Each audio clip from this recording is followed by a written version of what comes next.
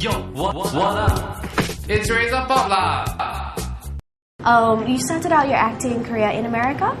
I did. I got my first role in Honolulu, Hawaii. I was actually a well-known model there, and I really wanted to do theater, so I would take these small parts in plays, you know, Shakespeare play, a Greek tragedy, and I would say, like, the king is coming, you know, and, like, not very much to do, because I had no training.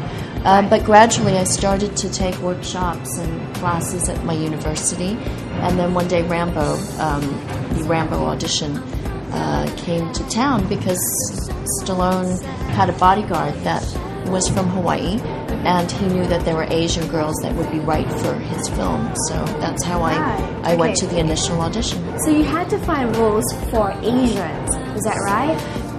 You know what? Is it difficult to find roles like Asian Yeah, roles? unfortunately, especially at that time. You know, it's a little more diverse now, but not that much.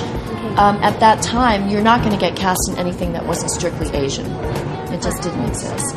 Okay, so you had to kind of be a blend of both? Like, yeah, it actually was helpful that I'm Eurasian at that time, because they weren't particularly casting very, very exotic women. right, okay. I was asking that question because when I did my research on Lisa Liu, right, she's been in the industry for many, many years. Yes. And when she started out, she said this word called stereotypical. She started out doing very stereotypical type of roles, roles that, well, portrayed Asians in very stereotypical ways. Whereas nowadays, a lot of roles are opening up for Asian women, even though they're written for white women, like Lucy Liu in Charlie's Angels, you know? Yes. So I wanted to get like some sort of opinion from you as to whether it's easier now for Asian actresses to break into films in Western films. No, it's not easier.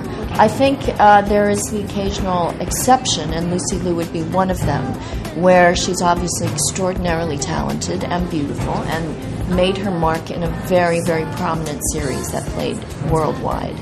So that gave her a cachet into a role like Charlie's Angels. But normally, if it wasn't that she had a name that she had built for herself, they wouldn't cast an unknown in that role as an unknown Asian girl. Right. Okay. So it's still tough. I'm saying that there are exceptions if you have built your talent up to a level where you're a marquee name, but it's still a hard road to travel. I think it used to be. It's getting easier now as the world's growing smaller. I certainly don't think it's a problem now. Have you ever gone in an audition for roles that were actually written for white American I do women? it all the time. Okay. I audition for white roles all the time. Okay. What are some of the challenges? Are there any sort of racial challenges when you're when you're deciding what role you should play, how you should play it, how much of like your Asianness should come out in the character, or are you completely American? I mean, are those issues that you deal with when you're choosing roles?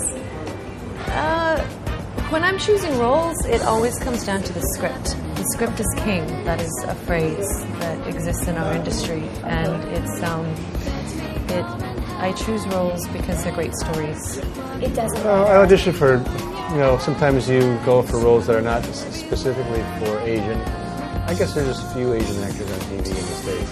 Yeah, And it's kind of been difficult that to way. break into the acting industry if you're Asian. How do you break in?